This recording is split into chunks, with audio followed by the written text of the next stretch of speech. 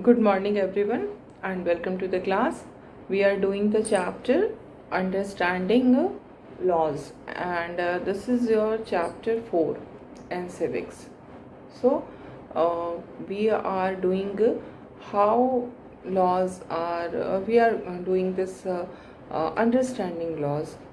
What do we mean by rule of law, and how this rule of law was established in India, and presently we are doing how do new laws come about, कैसे नए laws कैसे बनते हैं, है ना.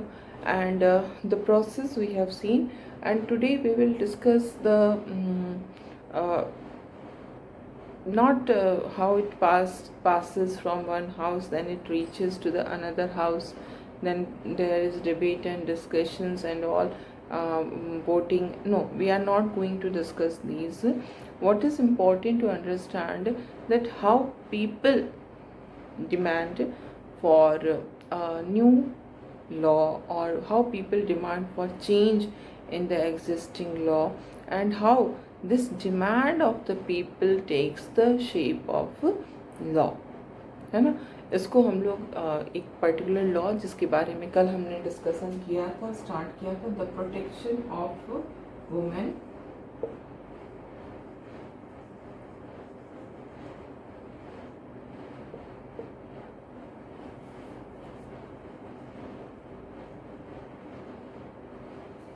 The protection of women against this the protection of women from domestic violence act, from the protection of women from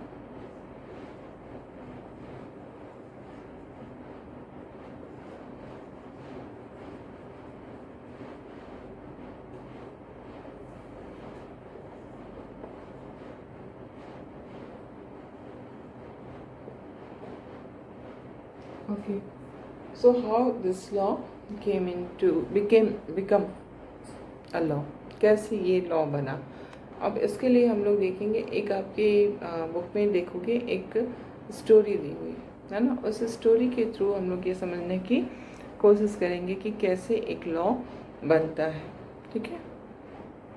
so the story starts with the date, the month is October, the year is 2006, and two women are there, Kusum and Sazia, who are talking to each other.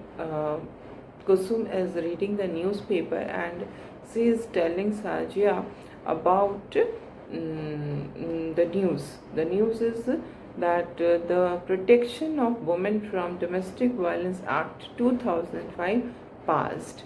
So Kusum is very happy, and she is saying that it's a great day for women because this law has been passed. And now Sajia is saying that not just women, violence-free homes will benefit everyone. It's not only about women. What is the viewpoint of Sajia? It's very important, because if in a house the women are not treated in a respectable manner, the women are beaten up by the male members of the family, then it is not only bad for that woman, but the whole family will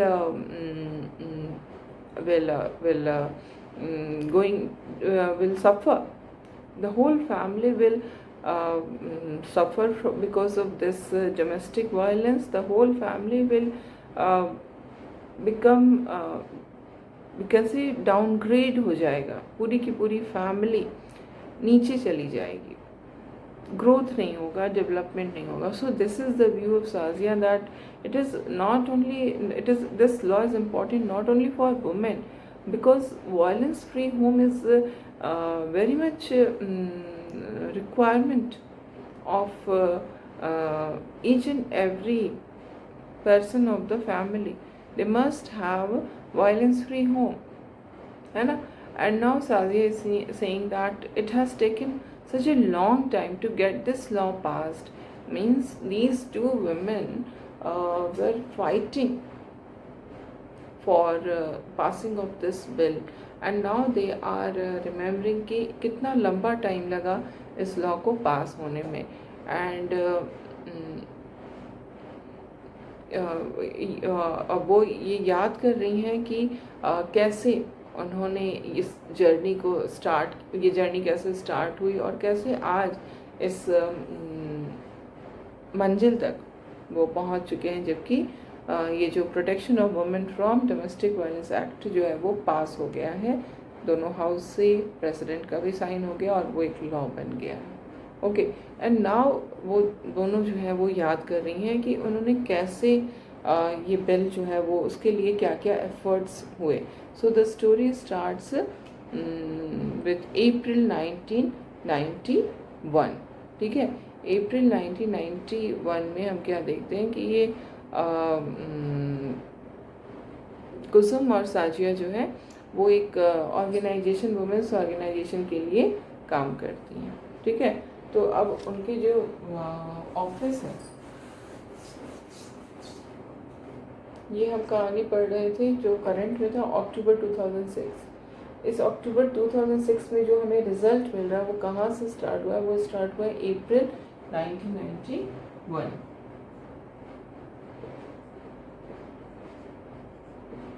है ना, क्या होता है वो अपने office में है, women's organisation की जो ऑफिस है, और वहाँ पर क्या होता है कि कुछ जो वुमेन है वो कंप्लेन लेकर आती हैं। And what is the complain? The complain is कि एक लेडी है जो कह रही हैं कि my husband beats me up, husband जो है वो उसको मारते हैं। I haven't told anyone so far. ठीक है, क्या होता है ऐसे डोमेस्टिक वायलेंस क्यों होते हैं? इसीलिए होते हैं बिकॉज जो हमारी सोसाइटी में ये बहुत ही ख़राब माना जाता है। एक औरत की, अगर आदमी एक औरत को मारता है, एक हस्बैंड अपनी वाइफ को मारता है, तो इसके लिए कहीं ना कहीं उस औरत को ही रिस्पॉन्सिबल ठहराया जाता है। ये हमारी सोसाइटी की इस तरह की सोच होती है ना। तो ये जो है इस कारण से जब भी किसी भी घर में इस तरह की घटना होती है जहाँ पर कि हस्बैंड वाइफ को मार रहा है या भाई बहन को मार रहा है, या ये हल्की फुल्की मारपीट की बात नहीं हो रही है, भाई बहन की लड़ाई पीट होती है, उसमें कोई बड़ी बात नहीं है। लेकिन जब बड़े होने के बाद, एक मैच्योरिटी लेवल पे पहुंचने के बाद अगर वायलेंस यूज़ हो रहा है, अगर बेटा माँ को मार रहा है, इस तरह की घटनाएं भी होती हैं। तो ये जो डोमेस्टिक वायलेंस है, इसमें इन चीज़ों को हम दुनिया से छुपा के रखना चाहते हैं, क्योंकि हमें लगता है कि अगर दुनिया जान जाएगी तो हमारी बहुत ही बेइज्जती हो जाएगी, है ना। और इस इज्जत को बचाने के लिए ये इस तरह की चीज़ें होती हैं, हम उसको बर्दाश्त करते जाते हैं, और इस कारण क्या होता है, प्रॉब्लम और भी ज़्यादा बढ़ती जाती है। ठीक है, तो ये the same story is with this women also. She saying कि हम अभी तक किसी को मैंने नहीं बताया, आई फील सो अशेम्ड, मुझे शर्म आती है किसी को बोलने में, मेरे पूरे घर की बेइज्जती हो जाएगी, है ना। बट अब उसको ये लग रहा है कि I can't go on like this any more, अब वो बर्दाश्त नहीं कर सकती है। नाउ इट्स ओवर, है ना। अभी तक वो मुंह बंद की हुई थी, किसी को उसने कहा नहीं था, लेकिन अब वो उसको ये लग रहा है कि अब वो आगे ऐसा इसको झेल नहीं पाएगी। एंड पर अब वो करे क्या? अगर वो, उसको लगता है कि नहीं, अगर उसका हस्बैंड उसे बीट कर रहा है, husband is beating him up, तो ये गलत है, इसके अगेंस्ट वो आवाज़ उठा रही है, वो कहाँ जाए, क्या करे, है ना। इसी समय एक और वुमेन आती है और उनका क्या कहना है, वन मोर, मतलब एक तो ये कंप्लेन लेकर आई साजिया और कुसुम के पास, दूसरी एक लेडी जो थोड़ी ओल्ड एज की लेडी है, उनका कहना है कि मेरे जो बेटा और बहू, सन एंड डॉटर इन लॉ मेरे साथ इल ट्रीटमेंट करते हैं, वर्बली अब्यूज़ करते हैं। वर्बली अब्यूज़ करना, गाली गलौज करना, है ना। I have no access to my bank accounts, bank तो अकाउंट्स में पैसे हैं, बैंक में अकाउंट है, अकाउंट में पैसे हैं, बट उन पैसों को मैं नहीं निकाल सकती हूँ, क्योंकि उसको जो है वो बेटा और बहू जो है वो ऑपरेट करते हैं, मैं उसमें से पैसे नहीं निकाल सकती हूँ। और अगर मैं कुछ उनके अगेंस्ट बोलूँगी तो फिर वो मुझे घर से बाहर निकाल देंगे, तो फिर मेरा क्या होगा। तो यहाँ पर दो लोग जो हैं वो अपनी प्रॉब्लम लेकर आए। एक जो है वो वाइफ हस्बैंड के बीच की प्रॉब्लम है, जहाँ पर हस्बैंड वाइफ को मारता है। दूसरी चीज़ जो है वहाँ पर बेटा बहू और माँ के बीच की प्रॉब्लम है, जहाँ पर बेटा बहू माँ के साथ अच्छी ट्रीटमेंट नहीं करता है, उनको वर्बली अब्यूज़ करता है और पैसे की भी प्रॉब्लम रहती है और उनको घर से बाहर निकालने की धमकी भी देता है। ठीक है। अब क्या देख रहे हैं, जो वुमेन जो अपने हस्बैंड की शिकायत लेकर आई है वो क्या कह रही है कि I do not want to go to the police, I just want to stop the violence. मुझे पुलिस के पास नहीं जाना है, क्योंकि अगर पुलिस के पास हम जाते हैं तो क्या होगा, फिर पुलिस घर में आएगी, हस्बैंड से पूछताछ, हस्बैंड को अरेस्ट कर सकती है, कुछ भी इस तरह की चीज़ें हो सकती हैं। इससे क्या होगा कि हमारे घर की बड़ी बदनामी होगी, है ना।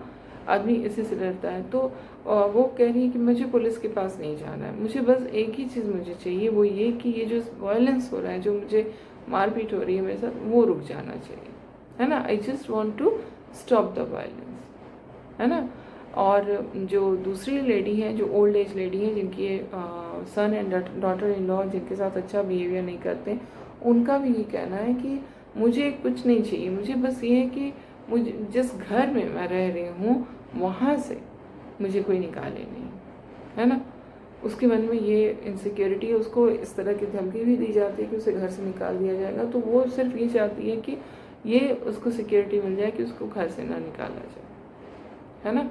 तो उस समय जो लॉ एग्जिस्ट कर रहा था 1991 में, उसमें क्या था कि इस तरह का जो डोमेस्टिक वायलेंस होता है, जिसमें कि फीमेल मेंबर्स के साथ इल ट्रीटमेंट हो रहा है, ओरली अब्यूज़ किया जा रहा है या फिजिकली उनको टॉर्चर किया जा रहा है, ये क्रिमिनल माना जाता था, है ना। और क्रिमिनल केस होने के कारण जैसे ही इस तरह के मैटर में जो विक्टिम है वो पुलिस के पास जाएगी, तो फिर पुलिस के पास ही जाएगी और वो क्रिमिनल केस होगा, है ना। तो इसमें अब ये ऑप्शन नहीं है, जो उस समय जो लॉ था उसमें ये ऑप्शन नहीं था कि पुलिस के पास गए बिना प्रॉब्लम सॉल्व हो जाए। पुलिस के पास तो उनको जाना ही पड़ेगा अगर वो इस प्रॉब्लम को सॉल्व करना चाहती है। अगर वो चाहती हैं कि अब वो उनको मारे नहीं, अगर वो चाहती है कि उनका बेटा वो उनके साथ सही ट्रीटमेंट करे, तो पुलिस के पास ही जाना होगा, है ना। अब ये समझ में आने लगा, जो औरतों का ऑर्गेनाइजेशन था, वुमेन ऑर्गेनाइजेशन था, उनको ये समझ में आने लगा कि there is need for a new law, है ना। जो लॉ एग्जिस्टिंग लॉ है, जो कि क्रिमिनल लॉ है, उसको अब चेंज करने की ज़रूरत है ना। क्योंकि जो वुमेन्स ऑर्गेनाइजेशन के पास जो भी कंप्लेन लेकर आते हैं औरतें, उनका यही कंसर्न होता है कि जो वुमेन है उनको सिर्फ ये चाहिए कि they only want protection against being beaten. उनको जो भी मारपीट हो रही है घर में वो रुक जाना चाहिए। उनको घर में जो वो रह रहे हैं उस घर से निकालने का कोई उनको निकाले नहीं, ये अधिकार होना चाहिए उनके पास कि वो उस घर में, उसी घर में रहें जिस घर में वो हैं, है ना। तो बस उनको ये चाहिए। तो हाँ, जो क्रिमिनल लॉ उस समय एग्जिस्ट कर रहा था, that was not appropriate, actually there is need of civil law, है ना।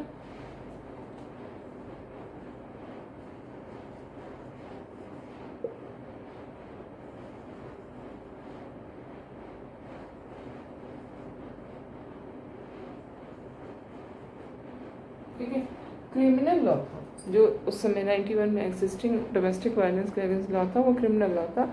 बट इसको सिविल लॉ की जरूरत पड़ी थी, क्योंकि जब भी जहाँ पर भी पुलिस इन्वॉल्वमेंट की बात होगी तो फिर लोग उस जाएंगे नहीं पुलिस के पास, क्योंकि वो बात हो जाएगी कि फिर वो बदनामी वाली बात है ना। तो इसलिए ये जो वुमेन ऑर्गेनाइजेशन है वो ये इस बात की डिमांड कर रहा है कि इसके डोमेस्टिक वायलेंस को रोकने के लिए सिविल लॉ होना चाहिए, न कि criminal law.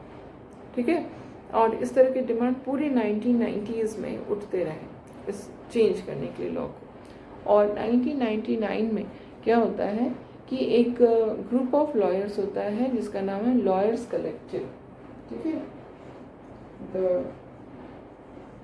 There was a group of lawyer which is named Lawyers Collective. तो ये क्या करते हैं 1999 में लॉयर्स कलेक्टिव की जो ग्रुप ऑफ लॉयर्स था, साथ ही साथ लॉ स्टूडेंट्स और बहुत सारे जो एक्टिविस्ट थे जो कि वुमेन के लिए आवाज़ उठाने वाले एक्टिविस्ट, वो क्या करते हैं, लीड लेते हैं इस बारे में कि एक नया हम बिल बनाएंगे डोमेस्टिक वायलेंस के प्रिवेंशन और प्रोटेक्शन के लिए, है ना। तो ये सब लोग एक जगह मिलते हैं, लॉयर्स का ग्रुप जिसको हमने कहा lawyers collective, then law students, activist, ये सब आपस में मिल करके एक ड्राफ्ट तैयार करते हैं, जैसे कि मैंने आपको पहले भी बताया था ड्राफ्ट बिल के बारे में। जब किसी भी नए लॉ को बनाने के लिए जो उसकी ड्राफ्टिंग की जाती है उसी को बिल कहते हैं। तो ये सब लोग मिल करके एक अपना डिबेट कर रहे हैं, डिस्कशन कर रहे हैं और domestic violence prevention and protection bill की ड्राफ्ट तैयार करते हैं। डोमेस्टिक वायलेंस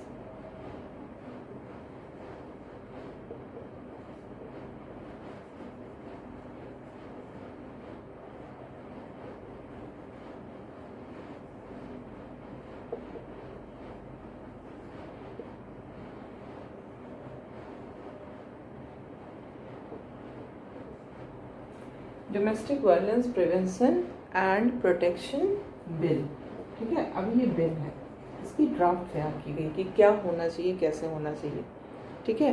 तो सबसे पहले ये हुआ कि डोमेस्टिक वायलेंस में किन चीज़ों को इंक्लूड किया जाए। तो ये तय हुआ कि डोमेस्टिक वायलेंस के अंदर सिर्फ ये नहीं कि मारपीट को ही इंक्लूड करना है, बल्कि अगर किसी भी तरह का ओरल अब्यूज़ हो रहा है ना, वर्बली अब्यूज़ किया जा रहा है, गाली गलौज दिया जा रहा है, इमोशनली अब्यूज़ किया जा रहा है, या फिर इकोनॉमिकली किसी के साथ इल ट्रीटमेंट किया जा रहा है, या सेक्सुअली अब्यूज़ किया जा रहा है, तो ये सारी चीज़ों को इसमें ऐड करना है। सिर्फ फिज़िकल नहीं कि बस मारपीट हो, शरीर पे चोट हो तो उसी को माना जाएगा कि वो डोमेस्टिक वायलेंस हुआ, बल्कि अगर ओरली या इकोनॉमिकली या इमोशनली भी अब्यूज़ किया जा रहा है तो वो सब जो है वो आएंगे डोमेस्टिक वायलेंस के अंदर। दिस इज़ इम्पॉर्टेंट, है ना, कि कई बार होता है हमें मारा नहीं जाता है, ऐसे चोट नहीं होते हैं जो बॉडी पर लगे, बट हमें बहुत बुरी तरह इमोशनली अब्यूज़ किया जाता है, बहुत बुरी तरह ओरली अब्यूज़ किया जाता है, तो ये सब वायलेंस में आएंगे, है ना। सो पहली चीज़ तो डेफिनेशन हुई। फिर ये हुआ कि इसमें किसको कवर किया जाए, क्या सिर्फ वाइफ जो होती हैं, वाइफ और हस्बैंड, अगर वाइफ को हस्बैंड मारता है तो बस वही इसके अंदर आएंगी डोमेस्टिक वायलेंस के जो प्रोटेक्शन हम प्रोवाइड करना चाह रहे हैं, तो वो किसको हम प्रोवाइड करेंगे, सिर्फ वाइफ को। तो ये समझ में आया कि नहीं, ऐसे में क्या होगा कि जो भी वुमेन एक शेयर्ड डोमेस्टिक स्पेस में, एक छत के नीचे, है ना, शेयर्ड डोमेस्टिक स्पेस, एक घर को जो लोग भी शेयर कर रहे हैं उसमें जो भी वुमेन है वो सब आ जाएंगे, है ना। और इसलिए हमने कहा चाहे वो माँ हो, चाहे वो बहन हो, चाहे वो वाइफ हो, चाहे वो आपकी ब्रदर सिस्टर इन लॉ हो, वो सभी उसमें आ जाएंगे, है ना। और इसमें ये भी हुआ कि उनको एविक्शन भी नहीं करना है, जैसे जो हाउस होल्ड है, जो शेयर्ड हाउस होल्ड है जिसमें वो रह रही, वहाँ से एविक्ट भी नहीं किया जाना चाहिए। ये भी डोमेस्टिक वायलेंस के अंदर आएगा अगर उनको उस शेयर्ड हाउस होल्ड से एविक्ट किया जाता है ना। और अब एक और बात है कि मॉनेटरी रिलीफ की भी बात हो रही है कि जो वुमेन है उनको कुछ ना कुछ मॉनेटरी रिलीफ भी मिलना चाहिए। मॉनेटरी रिलीफ मतलब पैसे से भी कुछ उनको हेल्प मिलनी चाहिए, है ना। तो इस तरह से जो वुमेन्स मूवमेंट था वो क्या चाहता था, बहुत सारे, इसमें कई दिनों तक ये मीटिंग हुआ जो कि domestic violence prevention and protection bill की जो ड्राफ्टिंग तैयार हो रही थी, इसमें लॉयर्स भी थे, लॉ स्टूडेंट्स भी थे, एक्टिविस्ट भी थे, कई दिनों तक ये मीटिंग चलती रही और ऐसे ही मुद्दों पर डिस्कशंस होते रहे और ये समझ में आया कि जो वुमेंस मूवमेंट है वो क्या चाहती है, एक नई लॉ चाहती है। और चूँकि वुमेन जो एक बहुत बड़ा हिस्सा है, करीब करीब आधा हिस्सा है पॉपुलेशन का, है ना, तो अगर वुमेन चाहती है कि एक नया लॉ बने डोमेस्टिक वायलेंस के लिए, तो गवर्नमेंट को इसको इंट्रोड्यूस करना होगा, है ना, क्योंकि ये हम चाह रहे हैं, जनता चाह रही है। अभी किसी भी पॉलिटिकल पार्टी ने इस तरह का कोई वादा नहीं किया था, है ना, कि हम डोमेस्टिक वायलेंस के लिए कानून बनाएंगे। तो अब ये गवर्नमेंट को अपने दम पे ये इनिशिएटिव लेना चाहिए, है ना। और इसके बाद बहुत सारे जो वुमेन ऑर्गेनाइजेशंस थे, फिर तो इस तरह से जो प्रेशर क्रिएट किया गया गवर्नमेंट पर, उसके वजह से जो बिल था, जो कि domestic violence prevention and protection bill जो तैयार किया गया था, उसको इंट्रोड्यूस किया गया पार्लियामेंट में। कब? 2002 में। The bill was introduced in 2002।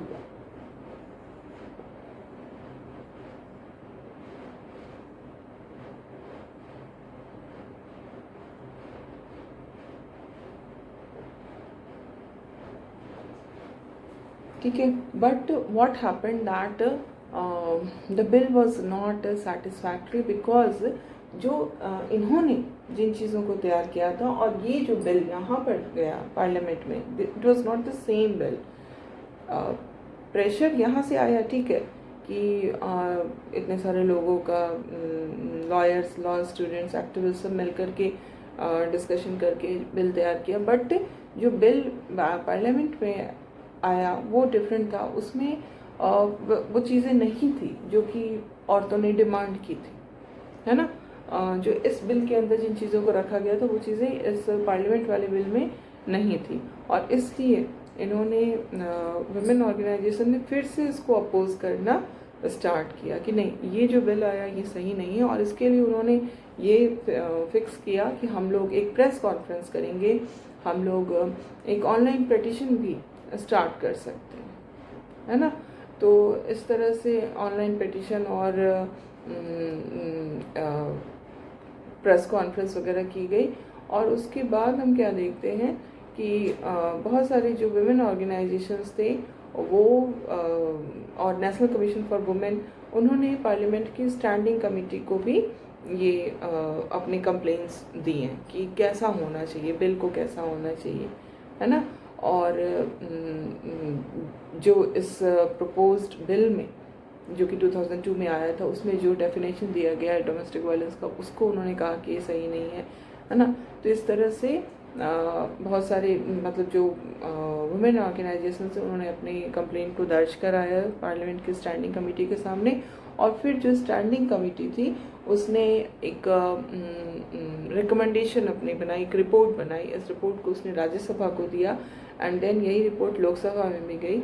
और कमेटी की जो रिपोर्ट थी, स्टैंडिंग कमेटी की रिपोर्ट जो थी, उसमें जो वुमेन ऑर्गेनाइजेशन के ज़्यादातर डिमांड्स को मान लिया गया था। जो उनकी कंप्लेंट थी कि इस बिल के अंदर जो चीज़ें नहीं थी वो होनी चाहिए, ये जो डिमांड्स थी उनकी, उसको स्टैंडिंग कमेटी ने मान लिया था। और फाइनली जो होता है कि एक नया बिल जो है वो इंट्रोड्यूस्ड होता है पार्लियामेंट में 2005 में। Then again a new bill.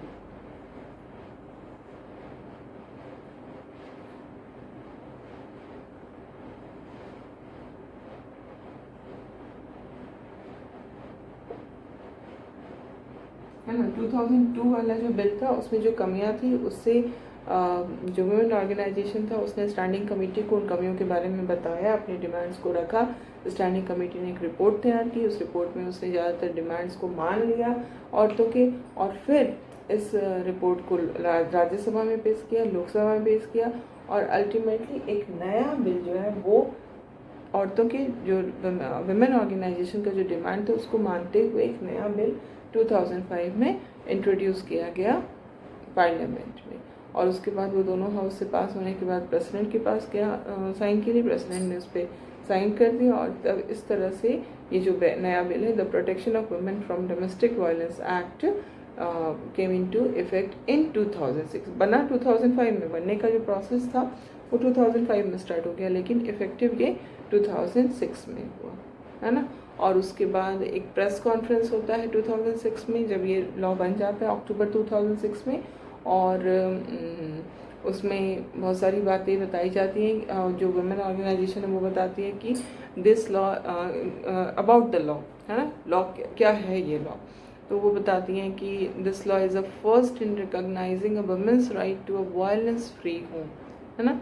एक औरत के लिए ये बहुत इम्पॉर्टेंट है कि उसको ये उसका ये अधिकार है, उसका ये राइट है, एक वायलेंस फ्री घर उसे मिले। And provide a comprehensive definition of domestic violence, जिसमें कि डोमेस्टिक वायलेंस के अंदर बहुत सारी चीज़ों को, जैसे हमने देखा था ना कि डिफ़ाइन जो किया गया, तो उसमें सिर्फ फिज़िकल अब्यूज़ नहीं बल्कि emotional abuse, economic abuse, oral abuse सबको शामिल किया गया, है ना। और ये भी बताया गया उस प्रेस कॉन्फ्रेंस में कि ये एक सिविल लॉ है जिसका एम यही है कि जो वुमेन है, लाइक जिसके अंदर वाइफ्स भी शामिल हैं, मदर्स हैं, डॉटर हैं, सिस्टर हैं, जो भी वुमेन हैं सभी इसमें इंक्लूडेड है, और उनको रिलीफ देना, उनको अगर उनके साथ वायलेंस हो रहा है तो उस वायलेंस को रोकना मेन एम है ना।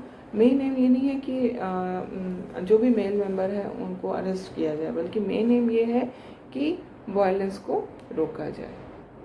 ओके, सो ये जो लॉ है, और भी चीज़ें बताया जा रहा है प्रेस कॉन्फ्रेंस में, लाइक ये लॉ बहुत ही सिग्निफिकेंट है, बिकॉज इसमें ये होता है कि ये औरत के इस राइट को भी रिकॉग्नाइज करता है कि the women has the right to live in a shared household, है ना।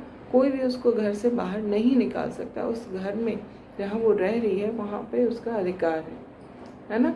एंड अगर उसके साथ वायलेंस हो रहा है तो वो फर्दर उसके साथ वायलेंस ना हो, उसके लिए वो एक प्रोटेक्शन ऑर्डर मिल सकता है उसको, जिस प्रोटेक्शन ऑर्डर से इसका एम सिर्फ यही है कि फर्दर वायलेंस नहीं होना। जैसा कि हमने देखा तो बहुत सारी औरतें इस तरह की होती हैं जो सिर्फ ये चाह रही कि नहीं, हमें सिर्फ वायलेंस से हमें छुट्टी मिल जाए और कुछ भी नहीं होना, है ना, अरेस्ट वगैरह ना हो, बस हमें वायलेंस ना हो। तो अगर उनके साथ वायलेंस हो रहा है तो वो एक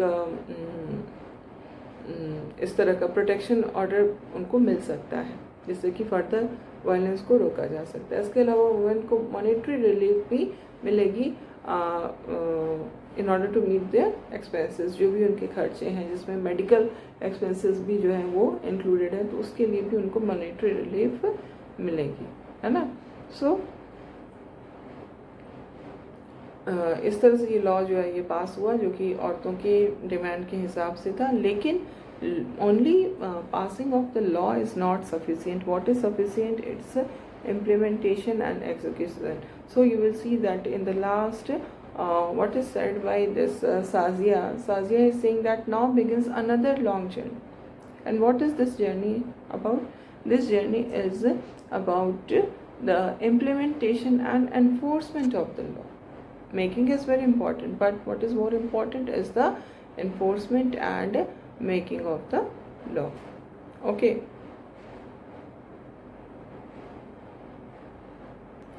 So we can see that in the law making process, the role of citizen is also very crucial, as we saw in this example, है ना।